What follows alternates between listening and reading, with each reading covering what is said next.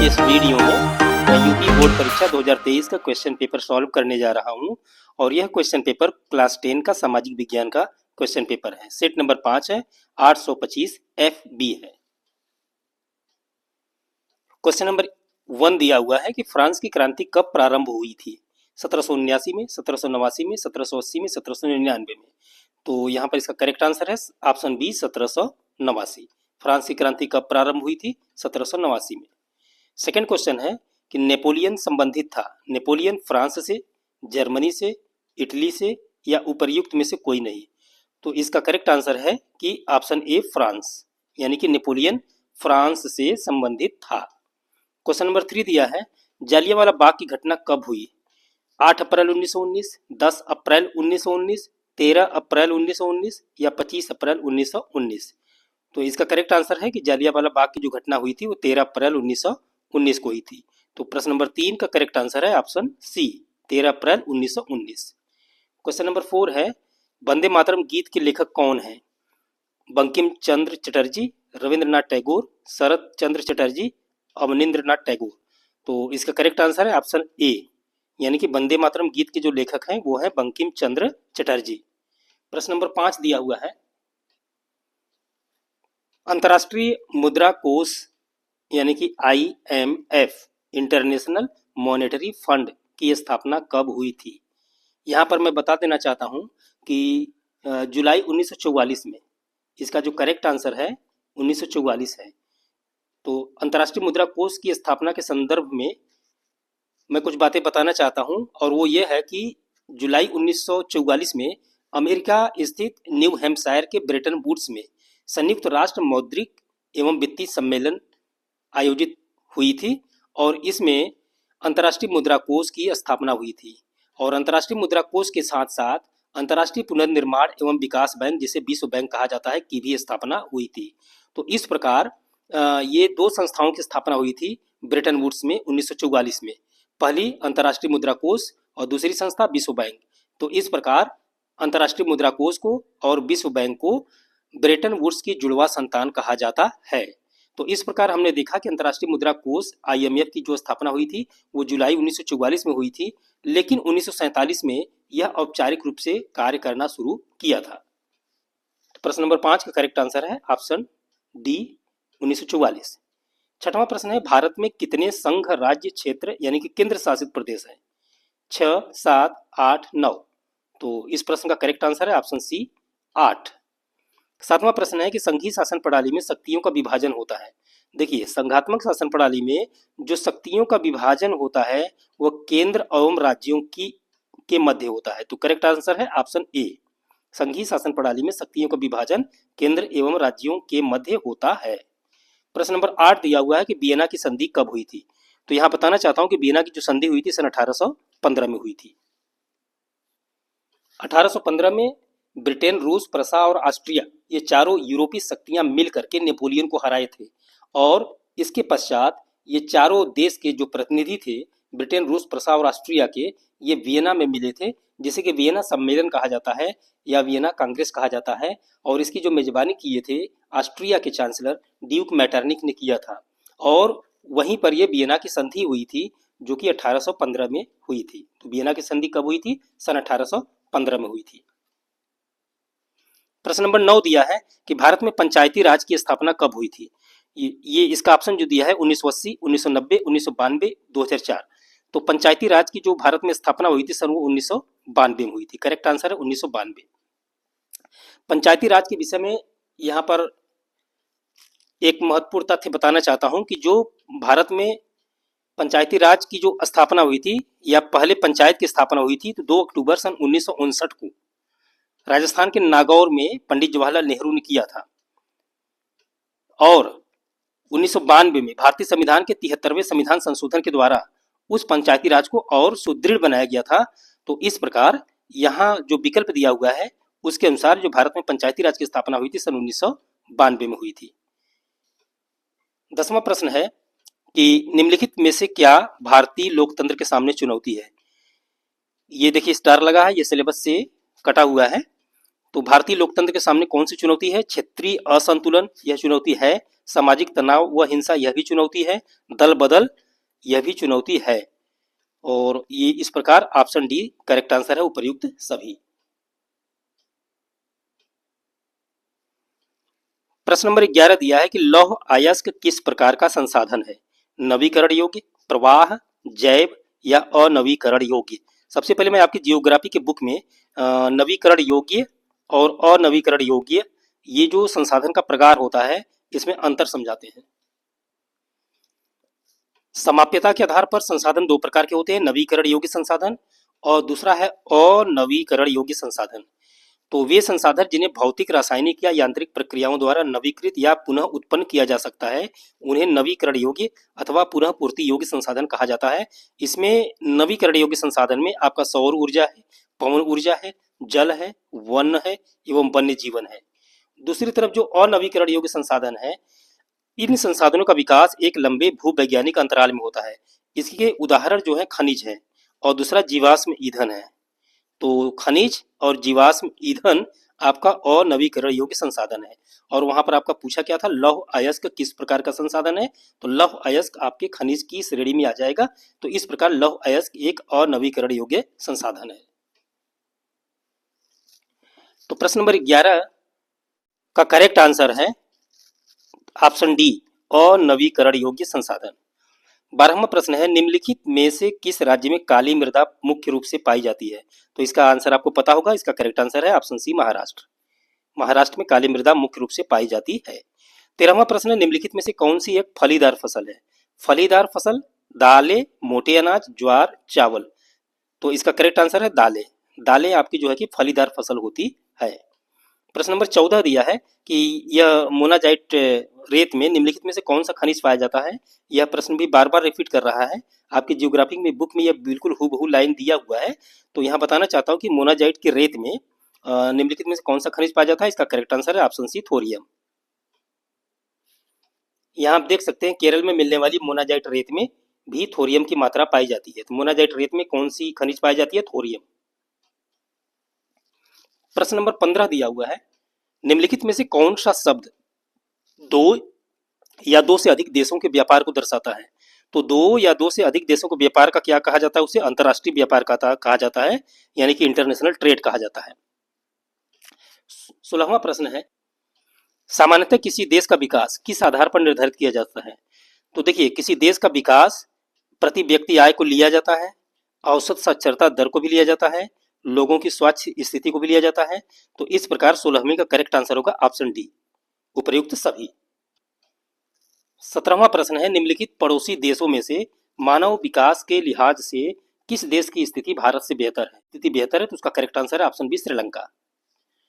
8वां प्रश्न है, सार्वजनिक और निजी क्षेत्र के विभाजन का आधार है। देखिए, पब्लिक सेक्टर और प्राइवेट सेक्टर, उनमें जो विभाजन किया जाता है उसका आधार क्या होता है? उद्यमों का स्वामित्व। तो 18 का करेक्ट आंसर है ऑप्शन सी, उद्यमों का स्वामित्व। 19वां प्रश्न है, स्वयं सहायता समूहों में बचत और ऋण संबंधी अधिकतर निर्णय लिए जाते हैं। सेल्फ हेल्प ग्रुप में, स्वयं सहायता समूह को क्या कहते हैं? सेल्फ हेल्प ग्रुप में जो बचत संबंधी समस्या निर्णय होते हैं या ऋण संबंधी निर्णय होते हैं वो बैंक द्वारा लिए जाते हैं, गैर सरकारी संस्थाओं के द्वारा लिए जाते हैं या सदस्यों के द्वारा लिए जाते हैं, या उपयुक्त में से कोई नहीं। तो करेक्ट आंसर है ऑप्शन बी, सदस्यों के द्वारा। जो स्वयं सहायता समूह होता है यानी सेल्फ हेल्प ग्रुप होता है, उसमें 20 या 25 या 30 लोगों का जो एक समूह होता है, गांव में भी समूह का गठन होता है, आप देखे होंगे। तो ये स्वयं सहायता समूह में बचत और ऋण संबंधी जो भी निर्णय लिए जाते हैं वो सदस्यों के द्वारा लिए जाते हैं। तो प्रश्न नंबर 20 है कि एक वस्तु का अधिकांशतः प्राकृतिक प्रक्रिया से उत्पादन किस क्षेत्र की गतिविधि है? देखिए, एक वस्तु का अधिकांशतः प्राकृतिक प्रक्रिया से उत्पादन ये प्राथमिक क्षेत्र की गतिविधि है। तो 20 का करेक्ट आंसर है ऑप्शन ए, प्राथमिक क्षेत्र। अब इसके बाद वर्णनात्मक 1 दिया हुआ है, प्रश्नों को आप देख लीजिए और इस तरीके से आप तैयारी कर लीजिए ताकि कोई भी प्रश्न छूटने न पाए।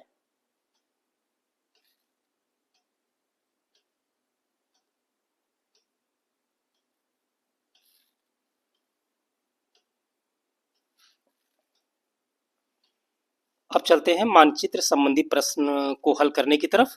9 का क और 9 का ख, ये 5 नंबर का ये इतिहास से संबंधित मानचित्र संबंधी प्रश्न है और 9 का ख ये भूगोल से संबंधित मानचित्र संबंधी प्रश्न है। तो सबसे पहले हल करते हैं 9 का क। यहाँ पर दिया हुआ है नंबर 1, वह स्थान जहाँ पूर्ण स्वराज की मांग का प्रस्ताव पारित हुआ था। तो इसका करेक्ट आंसर क्या है? लाहौर। दूसरा क्वेश्चन है कि वह स्थान जहां किसी घटना के कारण महात्मा गांधी ने असहयोग आंदोलन स्थगित किया। तो ये इसका करेक्ट आंसर है चौरी चौरा। तीसरा क्वेश्चन है कि वह स्थान जहां 1920 में कांग्रेस का अधिवेशन हुआ। तो देखिए 1920 में कांग्रेस का 2 अधिवेशन हुआ था, एक सितंबर में और एक दिसंबर में। सितंबर में कलकत्ता में हुआ था, दिसंबर में नागपुर में हुआ था। तो आप किसी भी एक अधिवेशन को दर्शा सकते हैं। चौथा प्रश्न है कि वह स्थान जहां सूती मिल श्रमिकों ने सत्याग्रह किया। तो सूती मिल श्रमिकों का सत्याग्रह आंदोलन कहाँ चला था? अहमदाबाद में। और नंबर 5 क्वेश्चन है कि वह स्थान जहां सर्वप्रथम नमक बनाया गया था। तो इसका करेक्ट आंसर है दांडी। तो इस प्रकार पहले प्रश्न का उत्तर है लाहौर, दूसरे का चौरी चौरा, तीसरे का कलकत्ता या नागपुर, चौथे का अहमदाबाद और पांचवें का दांडी। अब हम चलते हैं 9 के क को भारत के मानचित्र में दर्शाते हैं। मानचित्र से संबंधित प्रश्न को हल करते समय सबसे पहले आप ये अवश्य लिखें कि प्रश्न उत्तर 9 का क। चूंकि आपको 2 सादा भारत का मानचित्र दिया जाएगा, तो एक में आप प्रश्न उत्तर 9 क का हल करेंगे और दूसरे मानचित्र में आप प्रश्न उत्तर 9 ख को हल करेंगे। तो यहाँ पर हमने लिख दिया है प्रश्न उत्तर 9 क। और आपका पहला प्रश्न था कि वह स्थान जहां पूर्ण स्वराज का मांग का प्रस्ताव पारित हुआ था। तो वह स्थान जहां पूर्ण स्वराज की मांग का प्रस्ताव पारित हुआ था, तो इसका करेक्ट आंसर क्या है? लाहौर। और लाहौर का लोकेशन यह है। और चूंकि ये नंबर 1 प्रश्न है, तो नंबर 1 लिखकर आप यहाँ पर लिख दीजिए लाहौर।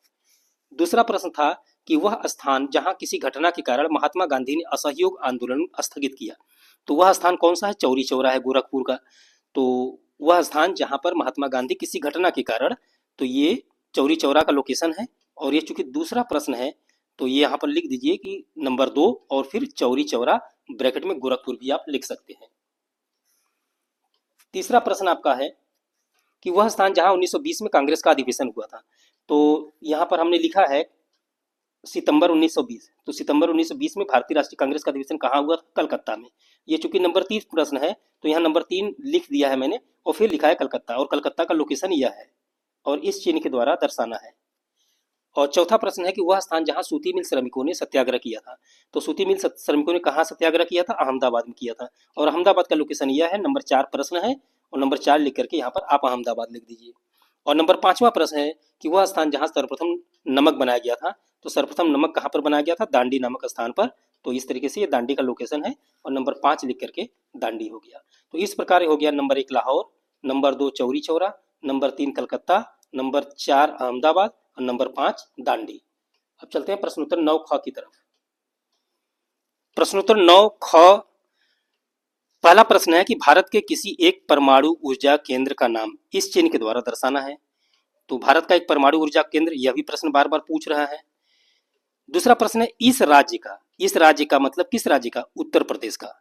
तो यानी कि इस राज्य का एक गन्ना उत्पादन क्षेत्र इस चिन्ह के द्वारा दर्शाना है। और नंबर 3 है सलाल बांध यानी सलाल डैम इस चिन्ह के द्वारा राज्य के नाम सहित। नंबर 4 है दक्षिण भारत की नदी इस चिन्ह के द्वारा नाम सहित। और नंबर 5 है राजस्थान का राजधानी नगर इस चिन्ह के द्वारा नाम सहित। तो चलते हैं भारत के मानचित्र में इन 5 प्रश्नों को जो कि भूगोल से संबंधित है दर्शाते हैं। सबसे पहले आप लिख दीजिए प्रश्न उत्तर 9 ख। चूंकि आप भूगोल विषय से संबंधित मानचित्र संबंधी प्रश्न को हल करने जा रहे हैं, तो ये 9 ख है। तो प्रश्न उत्तर 9 ख लिख दिया है हमने। और 9 ख का पहला प्रश्न था कि भारत के किसी एक परमाणु ऊर्जा केंद्र का नाम। तो यहां पर मैंने नंबर 1 प्रश्न का हल किया है, नंबर 1, और लिखा है कलपक्कम। तो ये परमाणु ऊर्जा केंद्र कलपक्कम है, तमिलनाडु में है और इस चिन्ह के द्वारा दर्शाना है। तो ये प्रश्न नंबर 1 का हल हो गया कि वह स्थान या भारत के किसी एक परमाणु ऊर्जा केंद्र का नाम। तो भारत का एक परमाणु ऊर्जा केंद्र कौन सा है? कलपक्कम। और भी परमाणु ऊर्जा केंद्र है, नरौरा है, रावत भाटा है, काकरापारा है, तारापुर है, कैगा है। तो आप किसी भी परमाणु ऊर्जा केंद्र को दर्शा सकते हैं। मैंने यहाँ पर कलपक्कम को दर्शाया है नंबर 1 प्रश्न के उत्तर के रूप में। दूसरा प्रश्न है इस राज्य का एक गन्ना उत्पादन क्षेत्र। तो इस राज्य का एक गन्ना उत्पादन क्षेत्र, देखिए उत्तर प्रदेश तो गन्ना उत्पादन होता ही है, लेकिन चूंकि पूछा है कि इस राज्य का कोई एक गन्ना उत्पादन क्षेत्र, तो मेरठ में होता है, मेरठ के आसपास क्षेत्रों में होता है। तो मेरठ का लोकेशन है नंबर 2 लिख करके मेरठ लिखिए और उसके बाद लिख दीजिए उत्तर प्रदेश। तो ये दूसरे प्रश्न का उत्तर हो गया। तीसरा प्रश्न है कि सलाल बांध, तो सलाल बांध का लोकेशन जो है जम्मू कश्मीर में है। ये है सलाल बांध का ये लोकेशन है और इस चिन्ह के द्वारा दर्शाना है। तो मैंने उस चिन्ह के द्वारा दर्शा दिया कि यहाँ पर सलाल प्रोजेक्ट है, सलाल डैम है और नंबर 3 चूंकि प्रश्न था तो यहाँ पर लिख दिया सलाल बांध और ब्रैकेट में जम्मू और कश्मीर। चौथा प्रश्न है दक्षिण भारत की एक नदी, तो दक्षिण भारत की नदी एक यहाँ पर है। देखिए ये दक्षिण भारत की नदी कौन सी नदी है? कावेरी नदी है। यहाँ पर मैंने लिखा है कावेरी नदी और चूंकि ये प्रश्न नंबर 4 है तो चौथा नंबर लिख करके कावेरी नदी और कावेरी नदी का लोकेशन इस तरीके से दर्शाया है। और पांचवा प्रश्न है राजस्थान का राजधानी नगर, तो राजस्थान का राजधानी नगर कहाँ है? जयपुर है। तो देखिए जयपुर इसी के सीध में है लगभग, आप मानचित्र में देख सकते हैं जयपुर का लोकेशन कहाँ है। तो नंबर 5 प्रश्न है जयपुर। तो इस प्रकार ये भूगोल विषय से संबंधित मानचित्र संबंधी प्रश्न का पांचों प्रश्न का उत्तर हो गया। पहला प्रश्न था आपका कि भारत के किसी एक परमाणु ऊर्जा केंद्र को मैंने कल्पक्कम के रूप में दर्शाया है। दूसरा प्रश्न था कि इस प्रदेश का गन्ना उत्पादन क्षेत्र, तो इस प्रदेश का गन्ना उत्पादन क्षेत्र मेरठ और उसके आसपास का क्षेत्र है। तीसरा प्रश्न था कि सलाल बांध राज्य के नाम सहित, तो सलाल बांध का लोकेशन है। चौथा प्रश्न था आपका कावेरी नदी, यहाँ कावेरी नदी को दर्शाया गया है। और पांचवा प्रश्न था राजस्थान का राजधानी नगर, तो राजस्थान का राजधानी नगर है जयपुर है। इस प्रकार आपका पांचों प्रश्न का हल हो गया है। Number 1 Kalpakkam, number 2 Meerut Uttar Pradesh, number 3 Salal बांध जम्मू कश्मीर, नंबर 4 कावेरी नदी इस तरह से, नंबर 5